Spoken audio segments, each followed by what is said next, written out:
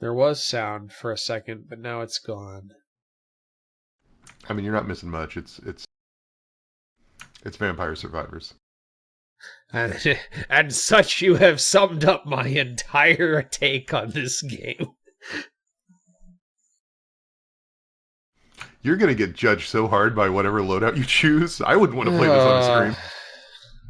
I mean, I've literally never played it on PC. Okay. You never played it on PC. Okay. Where have I have it on my Switch. Okay. How much experience do you have, would you say? I played it for a few hours. I did a couple runs. Have we started? I don't know. I mean... The sound's not working. Oh, yeah. Good point. I mean, well... It is. It It's just like there was music, and then the music went away. Oh. Well... Then we can start with that. What did they take from us? The music? The start fucking button. Antonio! Antonio Belpais? There we go. That is... Okay. Oh, boy. That's some noise. That's much louder than I expected it to be. So this is going to be an interesting... Oh, go ahead. I was just going to say, for those of you who don't know what we're playing here, Vampire Survivors, this is... At the end of the Resident Evil season, I mentioned something about how, lately we've been seeing games which... Yet. Okay, at the end of the Leon parts of the Resident Evil season, I made a comment about how, in some ways it feels like games started out very simple and elementary, and then gradually grew much more complex, and then in the last, I want to say, 15, 20 years, we've been seeing games boil things back down to just the necessary components to remain incredibly addictive. And this is, I think, a very good illustration of that premise. It's going to be an interesting episode, I think, because I think Rutsguard and I both have some things to say about this game, and Josh is very reticent to even play it. So, I was like, should we veto this? I don't understand why people want to see what we want to say about this game.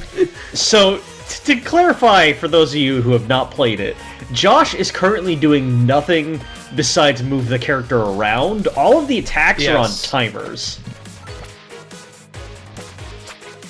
And I do want to clarify, I don't think this is a bad game. I just don't have an incredibly lot to say about it. It's a game where this stuff happens, and then at some point I'm more fascinated stuff by it happens. because of all the influences that drive it and what it has driven, right? Because Vampire Survivors is basically an attempt to merge idle games where you really... Well, it's not really idle games, but effectively it is, because you're just walking around. You're not doing anything.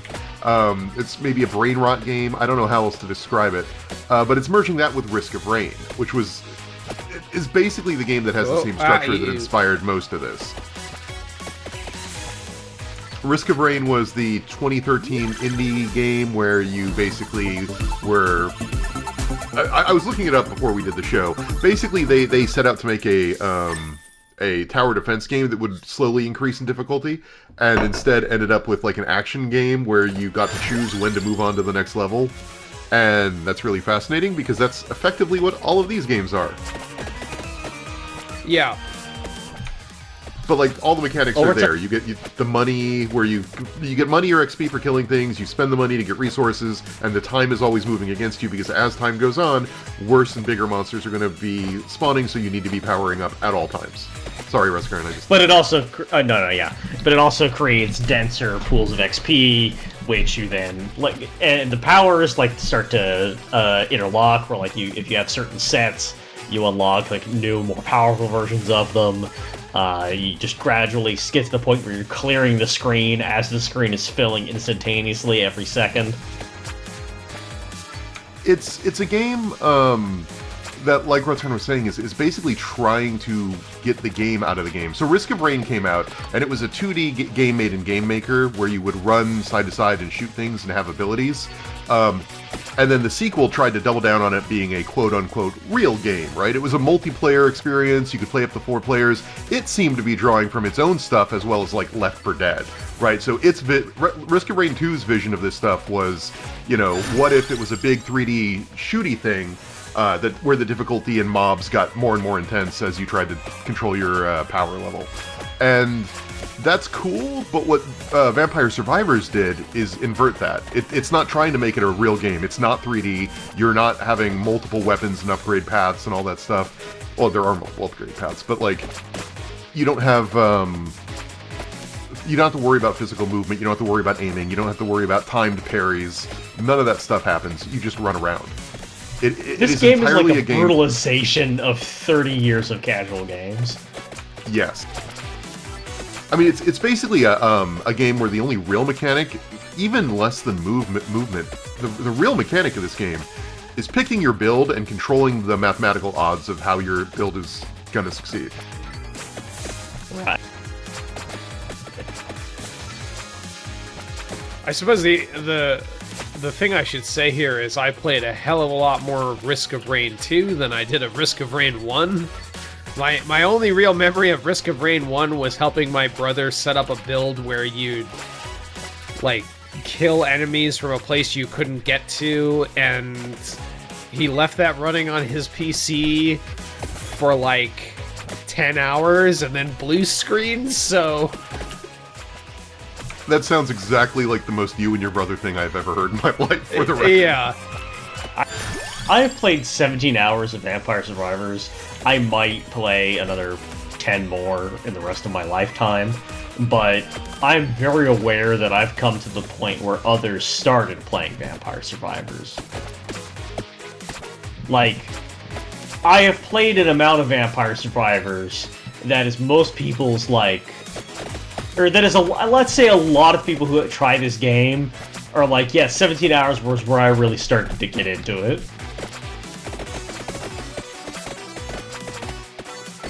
God, that's terrifying, but also probably true.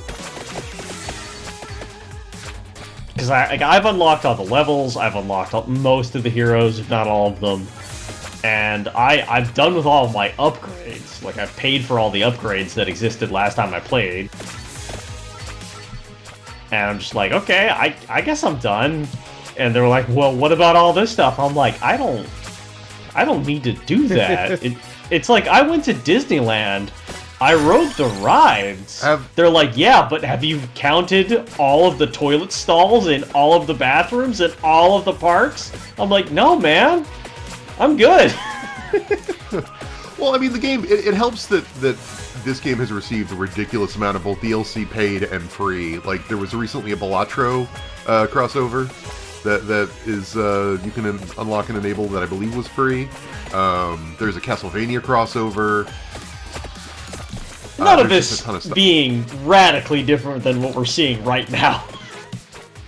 No, but I guess that's the thing, is like, if you do get to the point where you're 17 hours in and you're really serious about min-maxing your stats and finding the best combination of specifically which items get you to the highest level fastest or do the most damage per second if you math it out, having more tools, more options, even if it's like, instead of an axe that gets thrown up and goes down, it gets thrown down and goes up, right? Like, it's eventually going to be a bunch of that stuff. Your items do start effectively duplicating.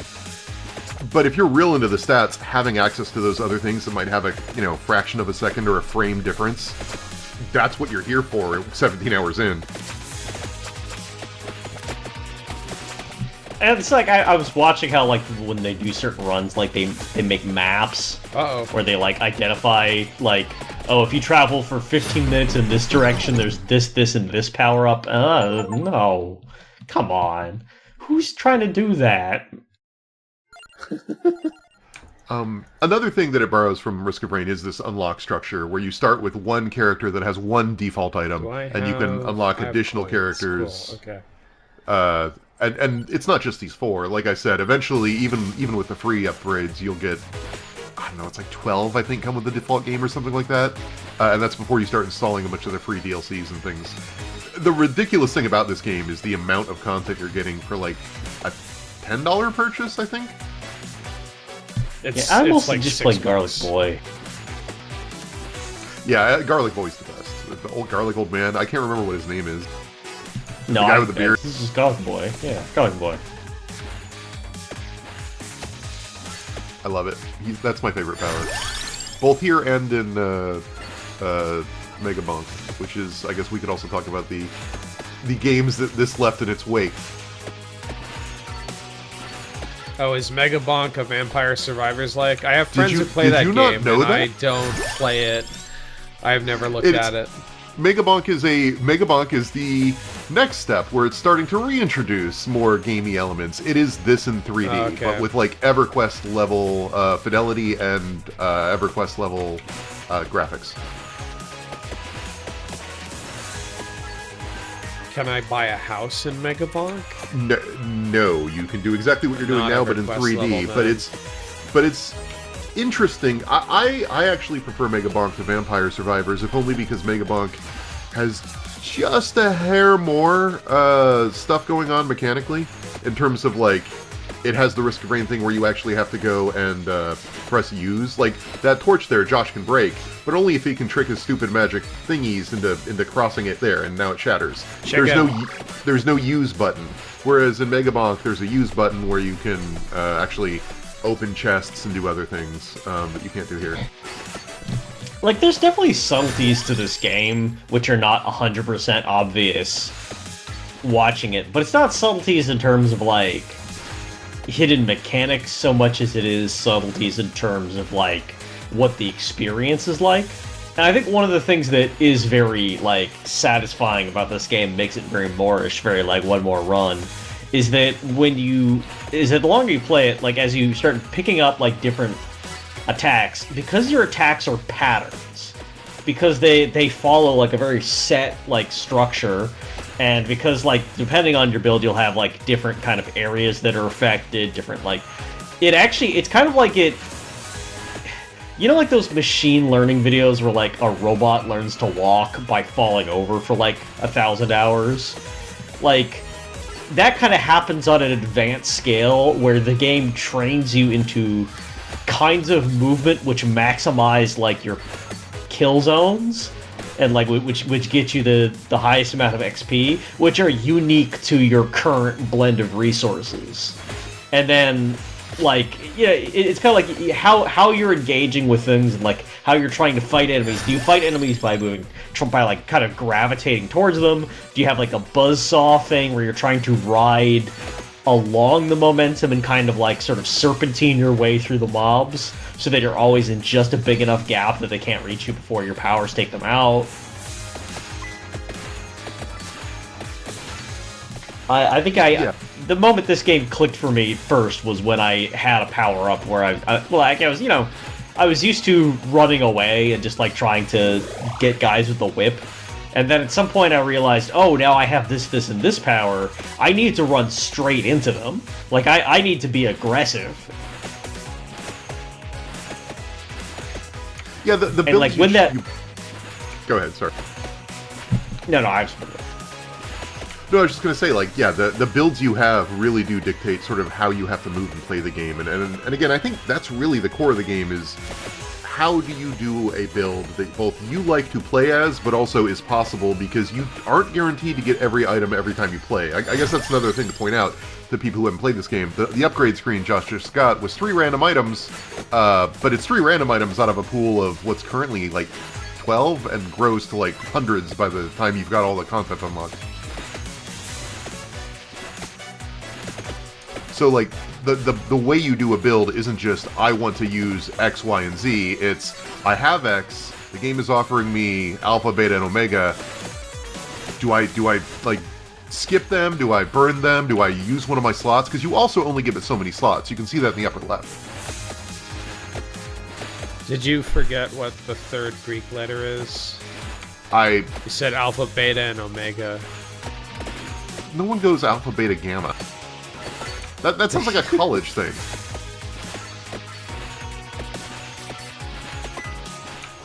I wonder if there's a fraternity named Alpha, Beta, Gamma. I don't know. Let me Google search Alpha, fine. Beta, Gamma racism controversies and see what comes up. There is indeed an International Business Honor Society established in 1970 in Manchester. What a fucking boring name for... Well, I mean, that sounds like an incredibly boring thing, so yeah, okay. There are no scandals on the... Jesus fucking Christ. They're not even cool enough to have scandals, guys!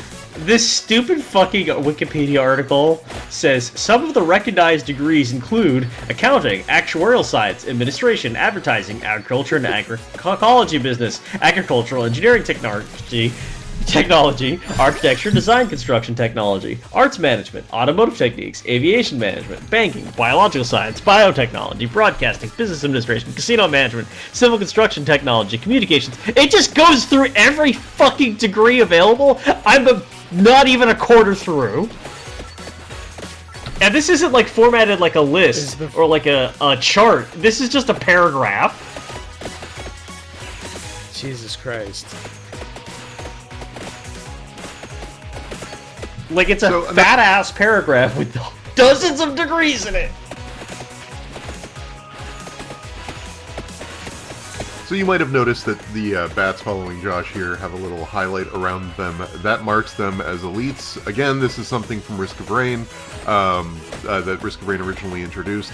But I find it interesting because apparently, at least according to the Wikipedia entry for Risk of Rain, the reason they did that was because the original Risk of Rain was done in Game Maker, and the game would spawn as many enemies as it could, but eventually it would start choking Game Maker.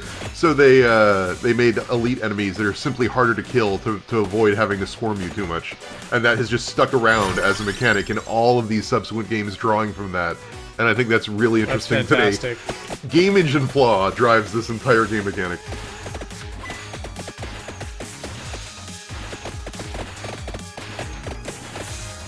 So did this developer do anything other than Vampire Survivors?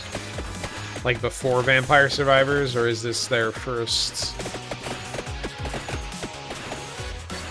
Oh, I was not paying attention. Ah.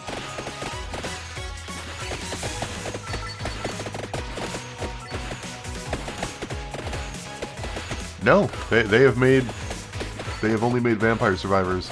Although I do find it amusing that their website says a solo dev stroke of luck somehow turned into a 25-plus person game dev adventure. I'm sure they've got other projects in the works, but I love the idea that this is the result of 25 full-time employees. Like, I don't want to be mean because it is a solo-made game, and the aesthetic is part of the charm. But also, like, the idea that 25 full-time people made this and only this is very funny. Yeah, this is it. This is all that they're ever going to do. This is 25 full-time developers working on this. Understand that this is in no way like an indictment of the amount of effort required to design a game this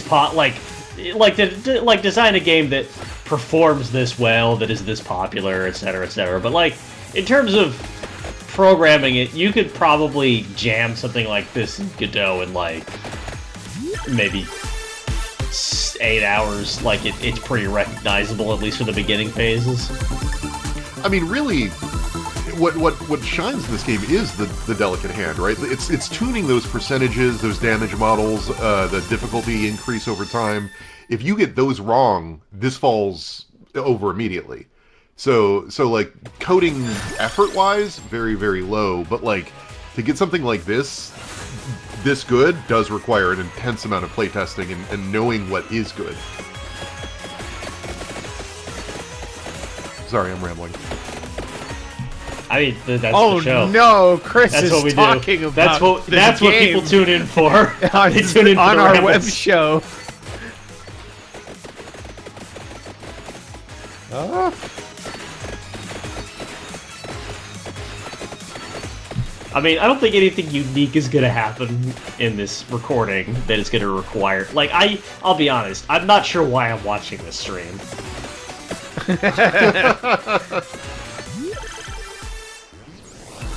I mean, let me do talk like about Why the are you fish watching things, yeah. this show? Like, why is this even? Are you the viewer right now actually observing what's happening? Of course not.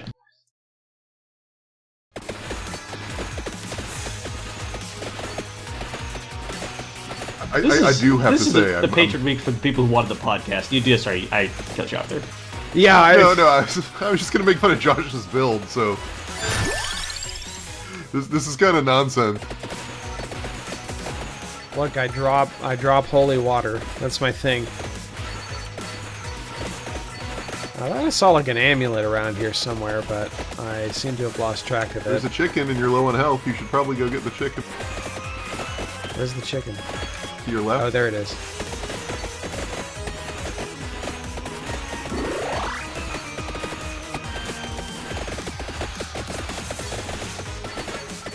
It is wild that these do look very suspiciously close to Castlevania sprites, and yet Castlevania decided to team up with them anyway and let them use the real sprites.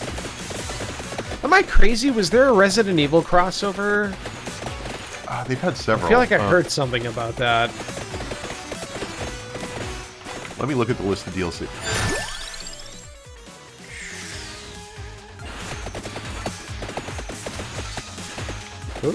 You know, there's fewer actual packs of DLC than I thought. They just each come with dozens and dozens of items.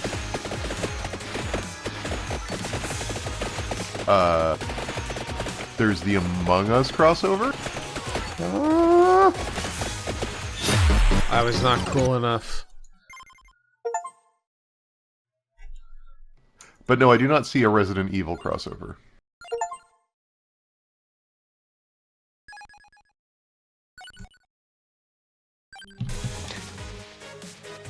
Crossover with Maurice Elliott teaches typing.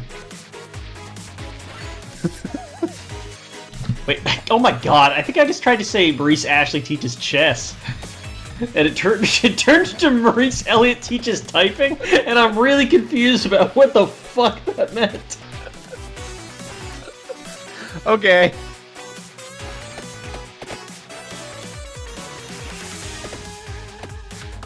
Is there even a Maurice Elliott? So their Capcom stuff was Contra and Castlevania. Are there teaching typing games anymore? Do people... Like, I remember at school, in elementary school, I had to learn how to touch type, but is that a thing that people still do? There's David Lynch No. teaches typing. Oh, I mean, well, that's great. Why aren't we playing that? Why didn't the patrons vote for that game? I don't actually think it's long enough. You get in, it tells you to press like F and J. It tells you to smoke a cigarette and drink some coffee to reward yourself, and then it tells you to touch the pulsating thing next to your keyboard. And when you can't, because obviously that's not a real peripheral, you fail.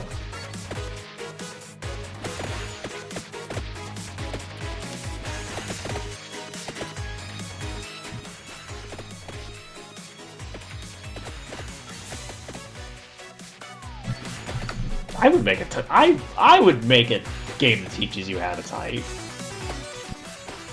Would you make a game that fast. actually teaches you how to type, or would you make it like a joke game that doesn't really? Teach It would you? actually. Oh, it would actually. I see. The thing is, I actually can type reasonably fast. I'm almost certainly someone watching this can type faster than I can, but I can type pretty fast. Which means that I actually kind of like games that incorporate typing speed as a mechanic, because it's one of the things that I'm actually kind of good at. A crown. I had to get a certificate once for a job. And the job needed you to prove that you could type 40 words per minute, and I had to drive like hours from where I lived, like a full hour from where I lived, to a place that could give me the certificate I needed, like on short notice without an appointment. And I show up there, and they like take me to a broom closet where there's this PC from like 2004, and they load up a program from like 2002, where they're like, yeah, okay, so we're just gonna set it to like time mode, and just you've got 30 minutes window. The test is 5 minutes long. Take it as many times as you want. And I just sat down and I tested 103 words per minute, and I'm just like, can somebody come get me? I don't want to do this again.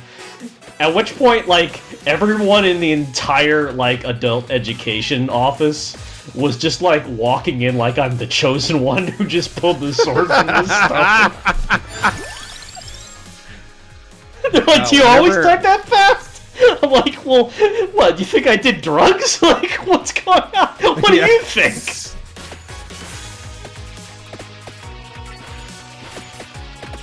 Is it also the place where they do the drug tests? Is that the other room? I doubt it, but they does me for performance enhancements. Yeah, no human can type that fast, Rutskarn. 100 word per minute, that's ridiculous. No, I remember whenever the typing minigame comes up in Trivia Murder Party, it's me and Chris, and then everyone else. There's like me and Chris competing, and then everybody else loses. Especially sucks for people who are on their phone. Oh yeah. Oh, I don't know. That's really what it is the phone versus keyboard thing, because you and I are keyboards. Yeah. Like, I'm not a slow typer, but I'm not a speed typer. Yeah, I think I'm like 70 words per minute, maybe? I don't know if I could do 100 consistently. Oh.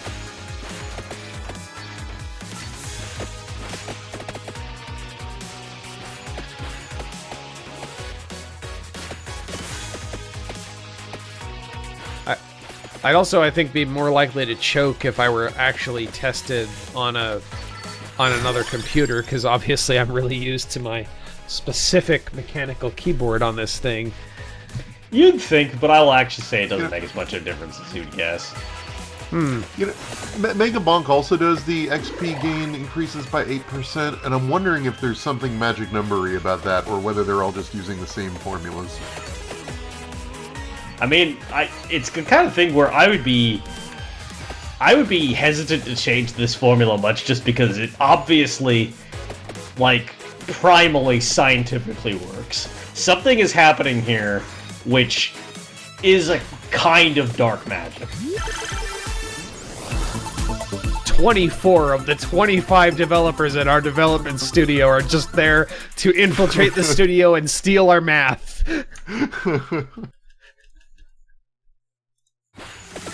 It's like the anti-life equation is powering all this shit. Actually, that'd be okay. This is a good premise. This is good, like modern day Call of Cthulhu investigation. Like a bunch of roguelike developers accidentally discover like a dark pattern that's like specifically some kind of like Necronomicon style like anti-life equation.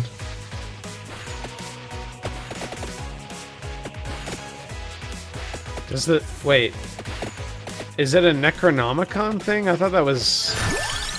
I mean, it's a DC thing, obviously. Did they get it from mixing... fucking... No. I'm mixing and matching to...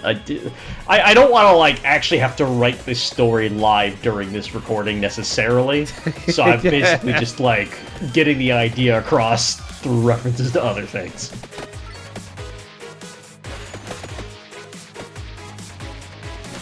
I did recently run a game where... so I've been running a 90s occult investigation tabletop role-playing game, and there's one where... You would just stop at the word investigation. Yeah, I'm running a 1990s occult investigation from the modern day. Which is difficult, but, you know, the remote work thing really does. Yeah. So, the storyline of it, they find out that there's like this limited edition Beanie Baby, which like there's like 3 that were debuted. God, I remember Beanie Babies. Yeah, so there's like only 3 of them that were ever like produced for a trade show as like a proof of concept, or like, and then they vanish, and the the release never comes through, so now they're like the collector's items that people are hunting and dying for. But the twist of it was that the rainbow coloration that made them unique came from the Color Out of Space reservoir. Okay. So it's basically like they have a color that doesn't exist on like our physical spectrum. The best Nic Cage movie. I got confused when I heard they're making a Color Out of Space movie, and I'm like, what are they gonna do for the Color Out of Space? And I looked at it, and I'm like, this fucking sucks balls. Yeah, and the answer is it's magenta. Yeah, and it's like It's wasn't there a Whitest Kids You Know sketch about this where they're like, we discovered a brand new color, we're announcing it. What is it? It's kind of like between red and purple. What, like maroon? Yeah, it's maroon.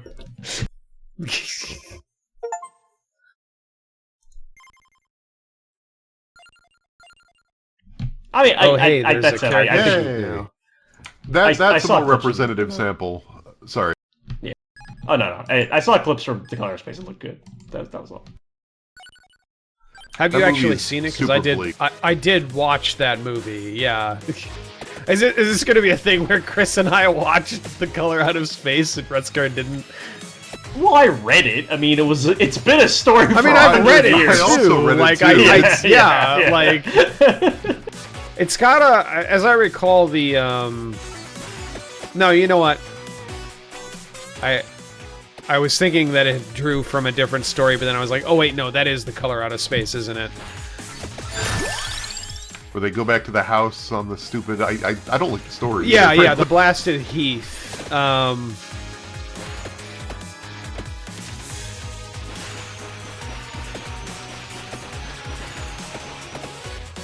yeah, I don't like the story either. So the movie I thought was pretty, but it's also super bleak. I mean, that's appropriate for a Lovecraft adaptation. Like,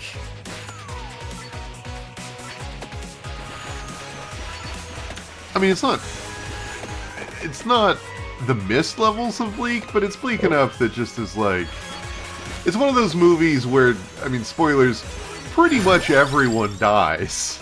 And the lesson is, this was a movie where everyone dies and it's very sad. Again, the lesson is, don't let the Color Out of Space come to your house. Yeah, don't get hit by a meteor.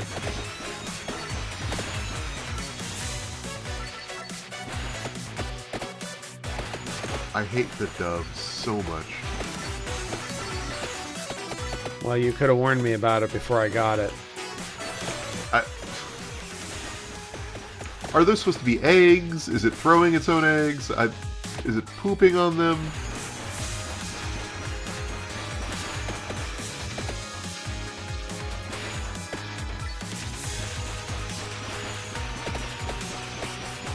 I just don't like it. I was surprised.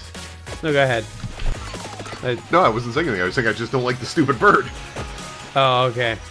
I was surprised when I started reading like actual Lovecraft. Like obviously everybody's kind of familiar with Lovecraft as like a name that gets brought up as like this kind of primordial king of existential horror, but let's get the King Bible again. That's never gone wrong. Oh god.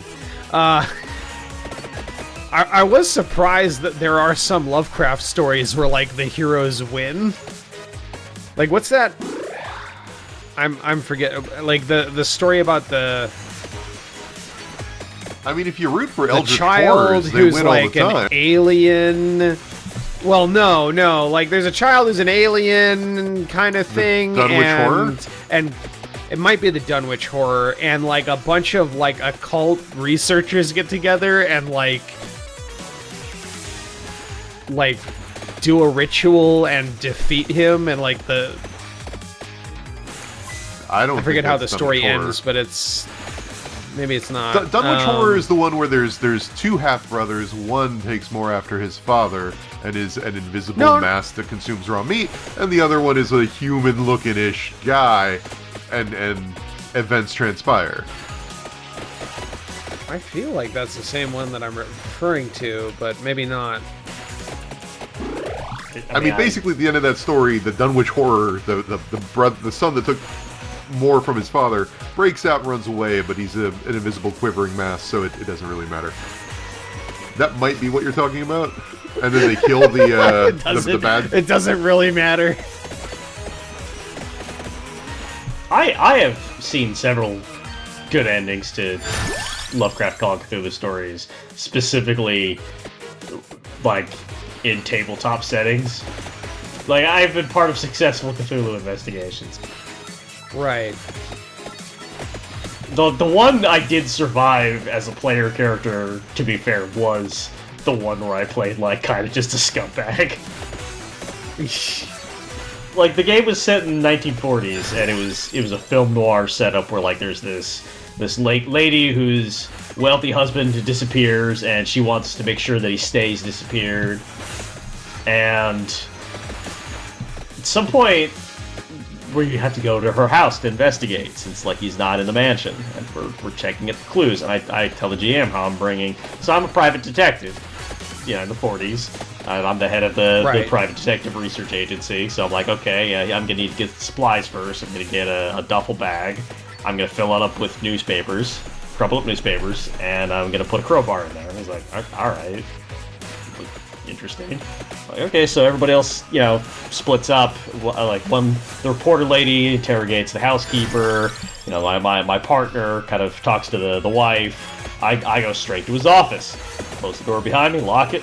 I ask, like, okay, yep, well, it's around here. He's like, all right, yeah. So on top of the shelf, there's a bunch of little knickknacks. I'm like, okay, what are those? He's like, all right, well, I mean, it doesn't look like anything relevant. I'm like, all right, but are they valuable though? All right, well, they're going in the duffel bag. As I'm doing this, I'm taking, like, the rolled-up newspapers out of the duffel bag, and I'm putting them in the wastepaper basket. Find a combination to the safe inside a book. Open up the safe. It's full of, like, a bunch of obvious clues, but also money and bearer bonds. Grab all of that, just clean it out, put it all in the duffel bag, carry it out, put it in the trunk, talk to the widow, say, okay, yeah, do you have the combination to the safe? She's like, no. I'm like, well, it's probably worth calling a locksmith. He's probably cleaned it out, but it's better safe than sorry. This just sounds like you were in an escape room. Basically, it was an escape room, and the thing he was escaping from was being a broke-ass 1940s private investigator.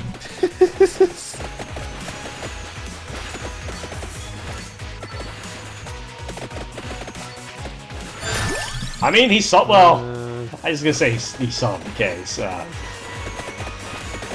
He survived the case. Yeah. Actually, everybody else, come to think of it, died or went to jail. I think it was just him.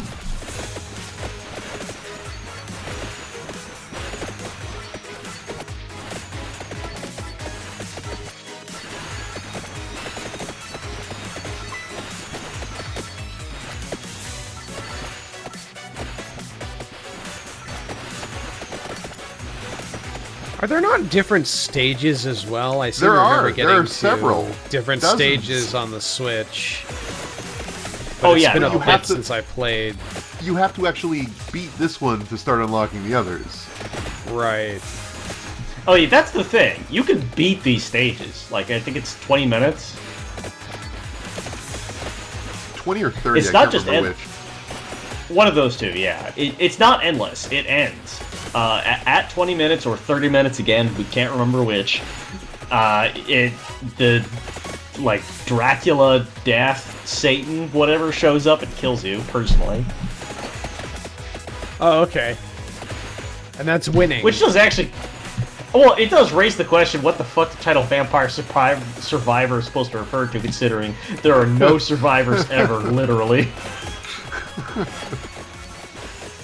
And very few vampires also. I mean, the enemies you haven't killed survive. Maybe you're the vampire and they're the survivors. God, the way the game uses particle effects and light and noise and animation to make all this shit feel so good, so dopamine-y. Like when you get a bunch of damage and a bunch of numbers come up on screen, or like this, you level up and there's confetti. More birds. Like, this game costs $5, which is really the only reason I don't kind of think it's evil.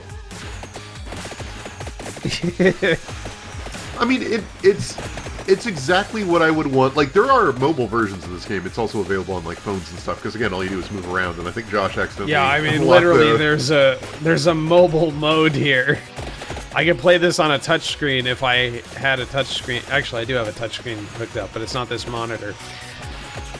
But the point is, like,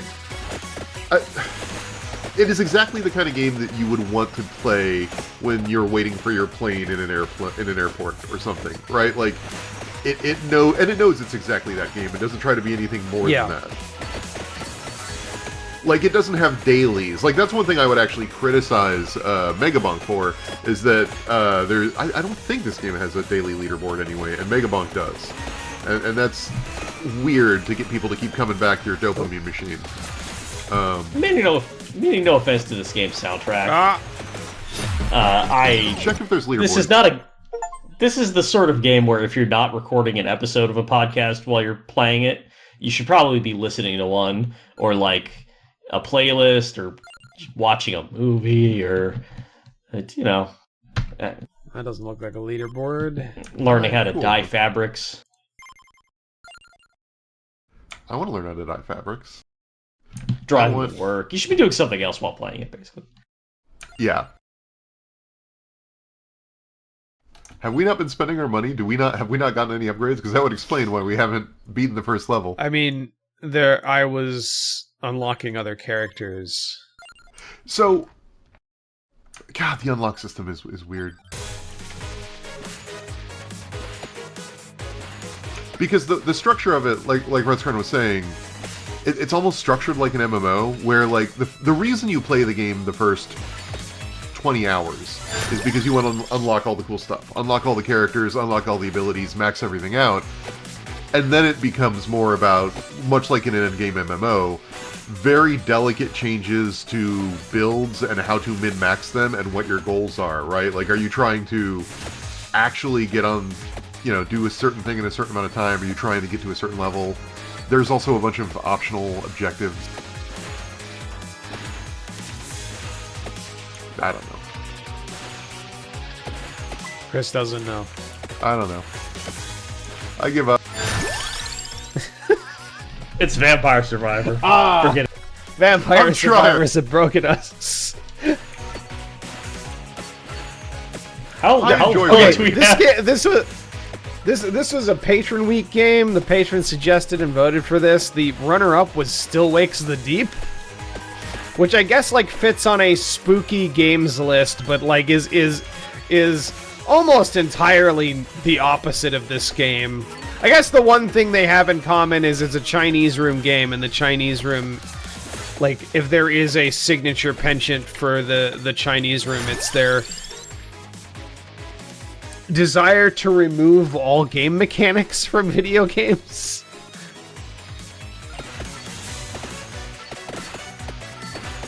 And this game is also like, I'm not shooting things, it's happening. I'm just running around. I've barely done anything more than click on menu buttons and press the W, A, S, and D keys.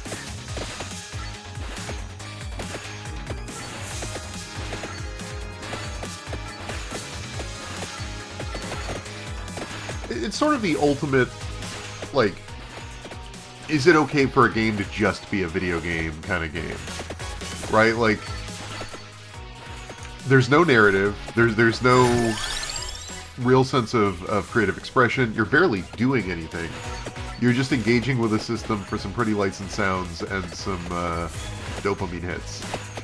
Is that a good thing to be?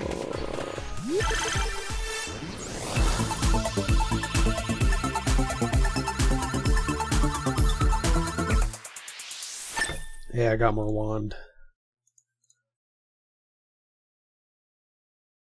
Why did it take so long for Dun to pop up there? They went in to hear the little doodle.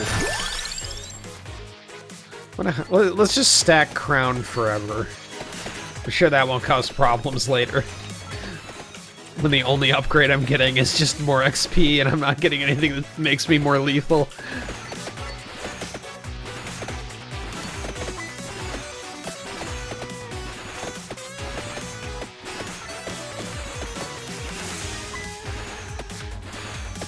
Now, the other reason I like garlic is, if I remember right, it does break the torches, so you just have to walk up close to them and not have to get your stupid wand to break them.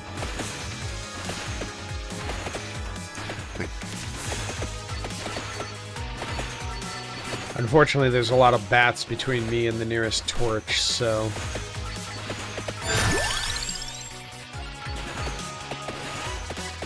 Yeah, it'll slowly Takes a break minute. them. Am I invincible? Can I just stand here? I mean, eventually harder enemies will come, but yes, for the moment you are invincible.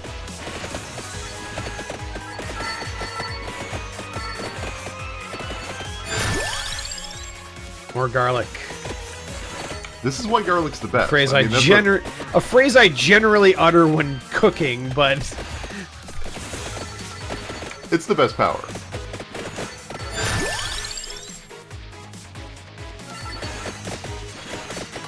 well, boss guy got into me there. Boss guy turned into a treasure.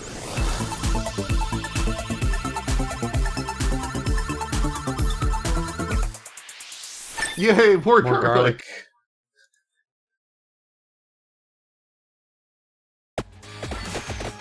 We must get it even bigger.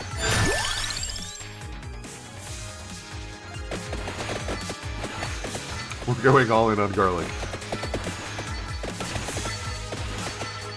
And we've also got Santa water, which I'm just going to assume is chicken stock, making ourselves a soup.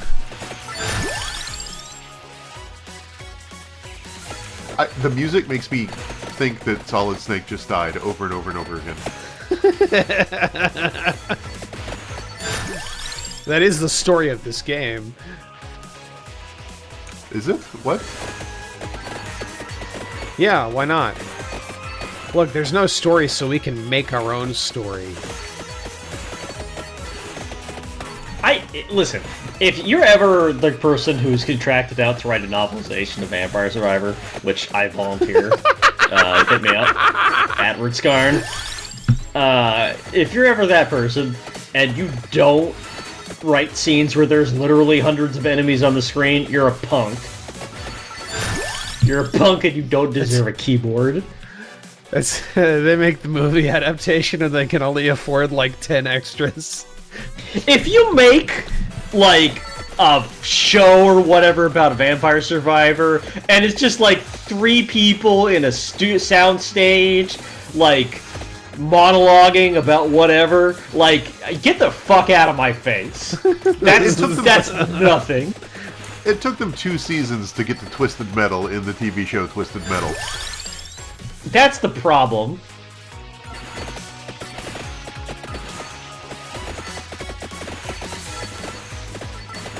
I should watch that show.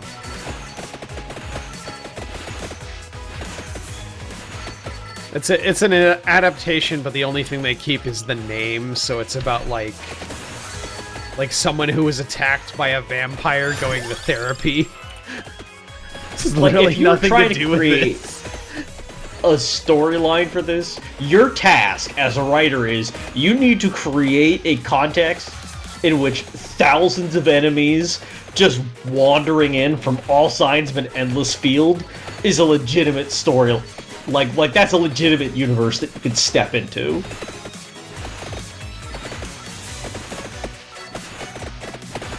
It's like all these are Season 2 undead, of right? The Walking Dead. You're just hanging out on the farm. After Josh loses here in a few minutes, we're gonna see how many enemies he killed, and It's right here. yeah, nah, you're fine. See, just when you need a little shove, a little boosty, God sends you a singular wand. magic wand upgrade. Yeah, you're fucked. You're fucked. Sadly, not garlic. Garlic might have been more helpful here. Oh, it's a time stopper. Get the time stop.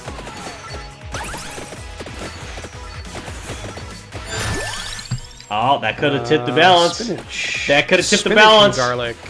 Oh, you're getting them now. Oh, you're getting them. Oh, you're getting them. This is hype. Why wasn't I watching this? Oh boy. Nah, you just gotta be a little bit more aggressive, that's all. Although getting a health power up from one of those braziers might not be a bad idea. Yeah. At least go fishing.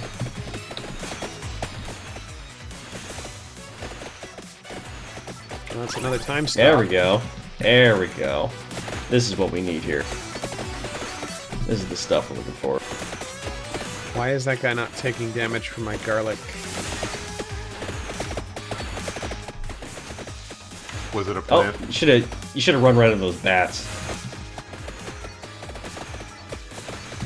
You don't want to avoid the bat mobs with this kind of garlic, because you can... Yeah, see? Okay, alright. That's good XP right there.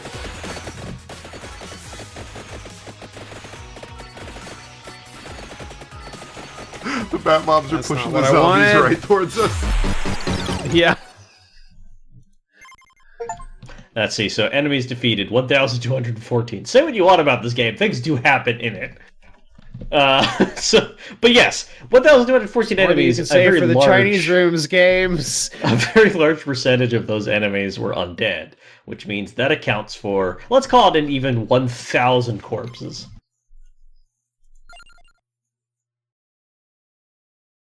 What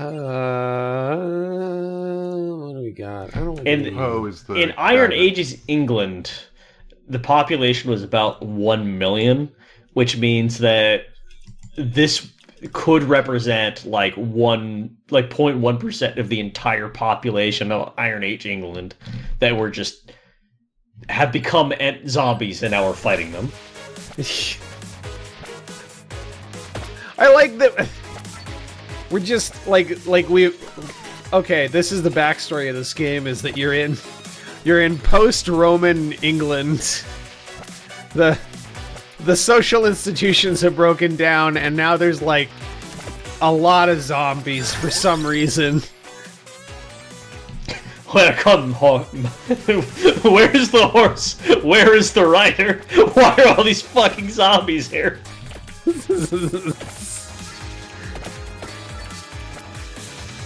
Welcome Meg, welcome Mago. That was it. So like some Germans tried to invade, but they all got eaten by bats, so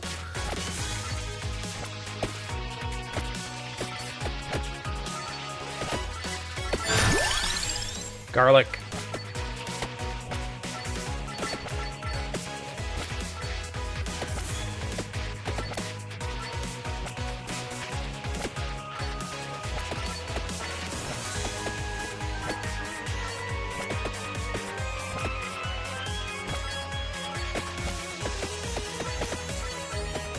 I also feel like the game's not really meant to be played for more than a session or two at a time.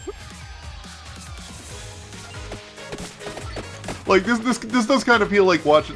And I mean this not as an insult to Vampire Survivors, but in a certain sense it feels like watching someone play an hour of Windows Solitaire.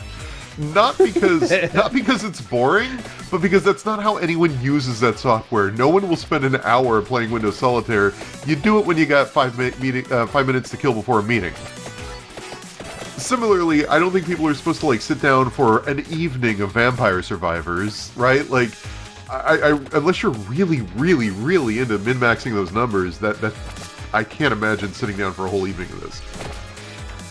Speaking of Solitaire, it reminds me of something from my childhood. Okay, Chris Rutskarn, if I say the words Yoda Stories to you, what comes to mind? Sorry, Yoda Stories? Have you heard of that? Yoda Stories, yes. It sounds like a scholastic like middle schooler era book series about like a young Yoda solving mysteries or something. Well, the first half was more accurate than the second. It was a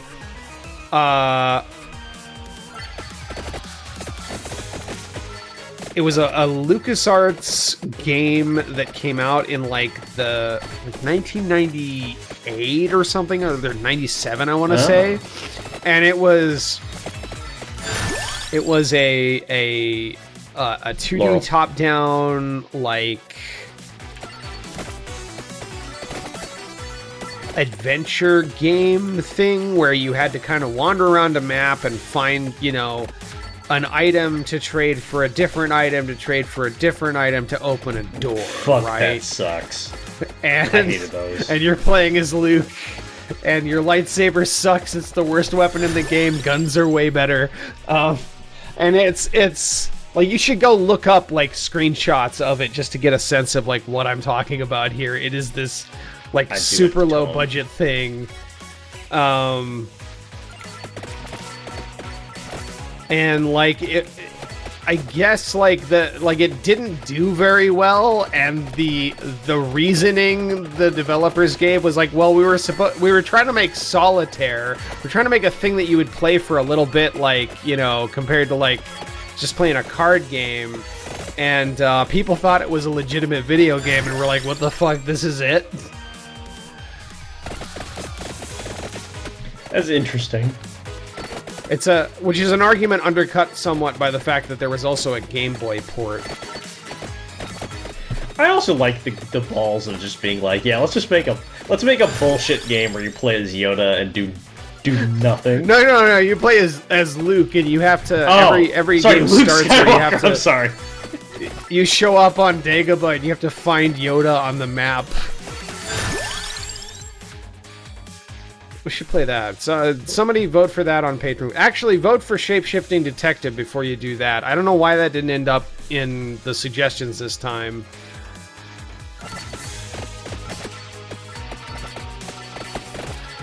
We're just entering our blatant vote manipulation phase of having a Patreon.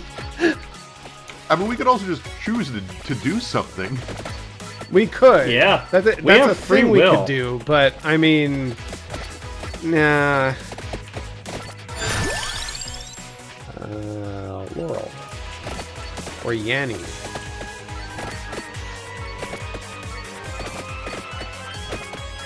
That kind of reaction that deserved. Yep. Oh. I get it though, because I also, every time I hear the word Laurel now, I'm like, Laurel Yanni, right? And then I turn into like a morning TV host for like 30 seconds and have a sensible little giggle about it, and then then the loathing comes.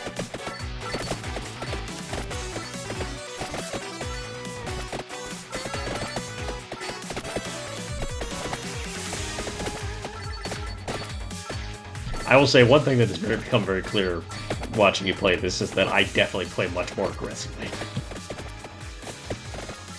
Well, you didn't just stand around and let the garlic do the work? The garlic, I use the garlic as a kind of weed whacker, I would say.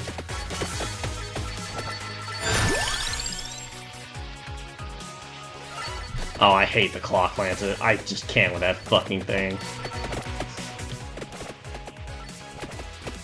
It's like, what, like, oh yeah, you know, it's perfect if you just make sure that you always time your movements so that the clock lancet is always putting paralysis down the correct zone. I'm like, come on, am I a late season JoJo villain? Can we not just get into it here?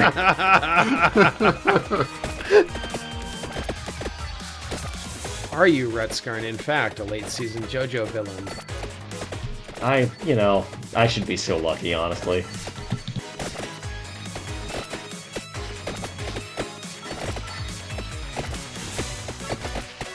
Honestly, hard to tell if these guys are affected by the garlic or not. I think they are.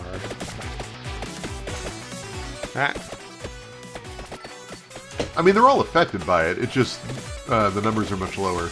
Like, you can see you're doing like 9 damage per tick, I think. Chris, don't remind me that there are damage numbers in this game. I mean, the numbers are the whole point. That's what people try to get, to min-max. It's all the numbers. Number 1. I'm not thinking of it. Will a season go by when we do not reference the seminal The Deus Ex YouTube edit? video? No. Deus Ex 3 cut. Originally on the Machinima channel? Or maybe it was originally on somebody else's channel and they got eaten by Machinima, and then Machinima turned into, like... What the fuck even happened to Machinima? Didn't they get bought by some, like...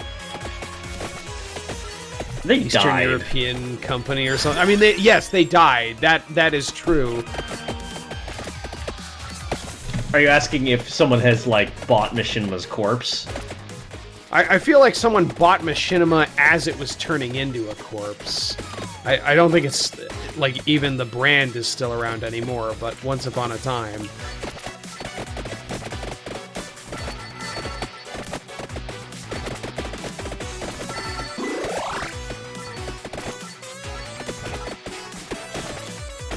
They ended up under Warner Media. Oh, okay, cool. Yeah, that was probably a great purchase. Does that mean that Warner Media, like... Hang on. Isn't there some sort of connection between Rooster Teeth and Machinima? I think they got bought by the same company. Rooster Teeth doesn't exist anymore either.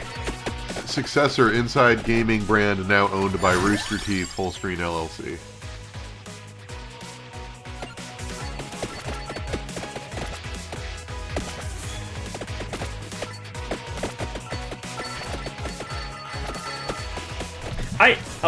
I apologize to anyone who is passionate about the television program Ruby. I am not. I wasn't gonna bring it up. I was not gonna bring it up, but okay, all right.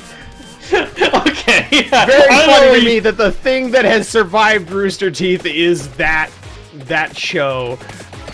I don't know where I was going with this 100%, except to say that... Like, yeah, say what you were gonna say. Ruby is, like, the identified feature in all of this that I, like, kind of follow as, like, a... Oh, I love these. Ooh. This is the coin waterfall. This is, like, the slot machine moment, basically. This is where I become a boomer in Vegas for 45 seconds. Okay, yes.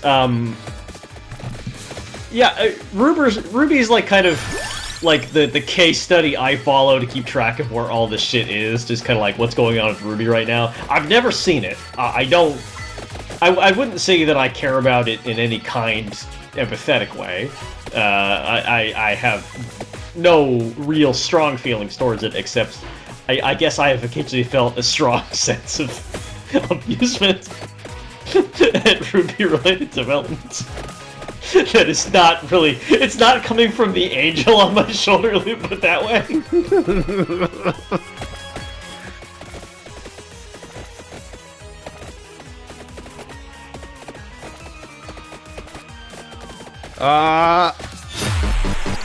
The end. Alright, we're at an hour and 3 minutes. I think that's enough Vampire Survivors for today. I think we got just enough time for me to say one unwise thing about Ruby. Yeah, alright. Do it. I had no idea what Ruby was until like 5 years ago. And then I'd heard about it, and then I like caught a clip and I'm like, it's this?